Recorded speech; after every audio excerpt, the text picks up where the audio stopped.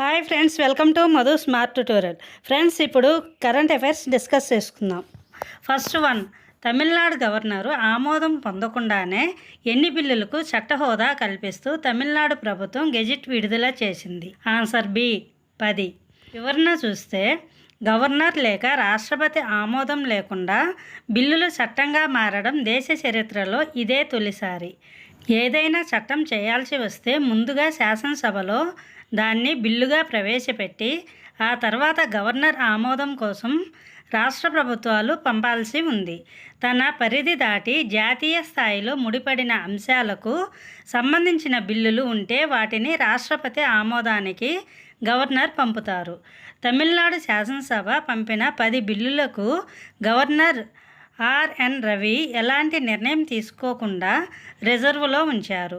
సుదీర్ఘ కాలం తర్వాత స్టాలిన్ సర్కారు గతంలో సుప్రీంకోర్టును ఆశ్రయించింది. ఇటీవల సుప్రీంకోర్టు ఆర్టికల్ 142 కింద తనకు సంక్రమించిన విశేష అధికారాల ద్వారా గవర్నర్ చర్య రాజ్యాంగ విరుద్ధమని, ఆర్టికల్ 200కు ఉల్లంఘనేనని తీర్పు వెలువరించింది. ఆర్టికల్ 142, సుప్రీంకోర్టు తన అధికార పరిధిని ఉపయోగించి దాని ముందు ఉన్న ఏదైనా కేసులో పూర్తి న్యాయం చేయడానికి అవసరమైన ఉత్తర్వులను లేదా డిక్రీలను జారీ చేయవచ్చు. ఆర్టికల్ 200, రాష్ట్రాల శాసనసభలో ఆమోదించిన బిల్లులను గవర్నర్ ఆమోదం గురించి వివరిస్తుంది. ఏదైనా బిల్లును మంత్రివర్గం సలహా మేరకు రాష్ట్రపతి ఆమోదం కోసం నిలిపి ఉంచాల్సి వస్తే దానికి గరిష్టంగా నెల రోజులు మాత్రమే గడువు తీసుకోవాలని వెల్లడించింది. మంత్రిమండలి సలహాకు విరుద్ధంగా గవర్నర్ అనుమతిని నిలిపివేస్తే బిల్లును 3 నెలల్లోపు శాసనసభకు తిరిగి పంపాలి. రిజర్వులో ఉంచిన 10 బిల్లులను గవర్నర్ ఆమోదం పొందినట్లుగా పరిగణించాలని సుప్రీంకోర్టు స్పష్టం చేసింది. అత్యున్నత న్యాయస్థానం తీర్పు నేపథ్యంలో ఆ బిల్లులకు చట్ట హోదా కల్పిస్తూ రాష్ట్ర ప్రభుత్వం గెజిట్ విడుదల చేసింది. 2023 నవంబర్ 18 నాటికి గవర్నర్ ఆమోదించినట్లు భావించాలని పేర్కొంది. నెక్స్ట్ వన్, ప్రపంచంలోనే అత్యంత ఎత్తైన వేలాడే వంతెన ఎక్కడ నిర్మించారు? Answer C, China. వివరణ చూస్తే, చైనా ఓ పెద్ద లోయపై 2 మైళ్ళ పొడవుతో వంతెనను నిర్మించింది. ఐఫిల్ టవర్ కంటే ఎత్తులో ఉండే ఈ కట్టడం ప్రపంచంలోనే అత్యంత ఎత్తైన వేలాడే వంతెనగా నిలవనుంది. గుయిజౌ ప్రాంతంలోని బీపన్ నదిపై 2050 అడుగుల ఎత్తులో ఈ హువాజియాంగ్ గ్రాండ్ క్యాన్యన్ వంతెనను నిర్మించారు. 2022లో నిర్మాణాన్ని ప్రారంభించి 3 ఏళ్లలో పూర్తి చేశారు. $280 మిలియన్ ఖర్చు పెట్టారు. నెక్స్ట్ వన్, లండన్కు చెందిన ప్రసిద్ధ ఇంపీరియల్ కళాశాల భారతీయ కేంద్రాన్ని ఎక్కడ ఏర్పాటు చేయనుంది? ఆన్సర్ ఏ, బెంగళూరు.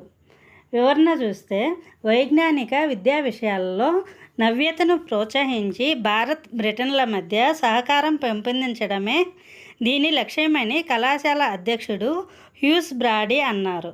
ఈ హబ్కు ఇంపీరియల్ గ్లోబల్ ఇండియా అని నామకరణం చేశారు. భారత్ బ్రిటన్ మధ్య సహకార పెంపుదలకు ఇది వేదిక కానుందని హ్యూస్ బ్రాడీ చెప్పారు.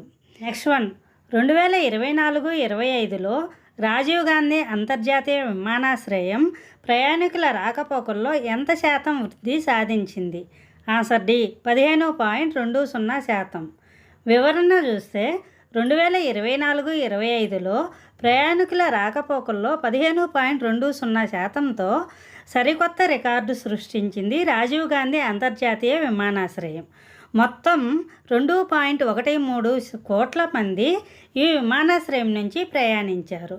2024-25లో చివరి 3 నెలలు జనవరి నుంచి మార్చి వరకు దేశీయ అంతర్జాతీయ ప్రయాణికుల రాకపోకలు నెలకు గరిష్టంగా 20 లక్షలు ప్రయాణించగా 3 నెలల్లో 74 లక్షల మంది రాకపోకలు సాగించారు. రోజువారీ గరిష్ట సగటు ప్రయాణికుల సంఖ్య 75,000ను కూడా జనవరి 18న అధిగమించింది. ఆ ఒక్కరోజే 94,000 మంది ఇక్కడి నుంచి రాకపోకలు సాగించారని airports authority of India AAI అధికారికంగా వెల్లడించింది. రాజీవ్ గాంధీ అంతర్జాతీయ విమానాశ్రయం నుంచి దుబాయ్కి నెలకు 93,000 మంది, దోహాకు 42,000 మంది, అబుదాబీకి 38,000, జెడ్డాకు 31,000, సింగపూర్కు 31,000 మంది ప్రయాణికులు రాకపోకలు సాగిస్తున్నారని విమానాశ్రయ అధికారులు తెలిపారు. 1. రామేశ్వరం ద్వీపానికి వెళ్లేందుకు నూతనంగా నిర్మించిన వంతెన ఏది? Answer C, Pamban vertical railway. వివరాలు చూస్తే ప్రపంచంలోనే అత్యాధునికమైనదిగా పేరు ఉన్న రామేశ్వరం ద్వీపానికి వెళ్లేందుకు నూతనంగా నిర్మించిన పంబన్ వర్టికల్ రైల్వే వంతెనను ప్రధాని నరేంద్ర మోదీ ఏప్రిల్ 6న ప్రారంభించారు. వంతెనపై నుంచి ప్రయాణించే తొలి రైలు రామేశ్వరం తాంబరం ఎక్స్ప్రెస్. అబ్దుల్ కలాం పుట్టిన గడ్డ రామేశ్వరాన్ని సాంకేతికత, ఆధ్యాత్మికతలు కలగలిసిన పుణ్యభూమిగా మోదీ అభివర్ణించారు. జమ్మూ కాశ్మీర్లో చినాబ్ నదిపై నిర్మించిన రైల్వే బ్రిడ్జి ప్రపంచంలోనే ఎత్తైన వాటిలో ఒకటి. ముంబై తీరంలో సముద్రంపై దేశంలోనే పొడవైన అటల్ సేతు నిర్మించారు. నెక్స్ట్ 1. ఇటీవల ఏ ప్రాంతానికి చెందిన చపాటా మిర్చికి భౌగోళిక గుర్తింపు లభించింది? Answer B, Warangal. వివరాలు చూస్తే వరంగల్ చపాటా మిర్చికి భౌగోళిక గుర్తింపు GI లభించింది. ఈ మేరకు కేంద్ర ప్రభుత్వ జియోగ్రాఫికల్ ఇండికేషన్ రిజిస్ట్రీ నుంచి ధృవీకరణ పత్రం అందిందని శ్రీ కొండా లక్ష్మణ్ ఉద్యాన విశ్వవిద్యాలయ ఉపకులపతి VC దండా రాజిరెడ్డి తెలిపారు. వరంగల్ చపాటా మిరపకాయ పండ్లు లావుగా ప్రకాశవంతమైన ఎరుపు రంగులో ఉంటాయి.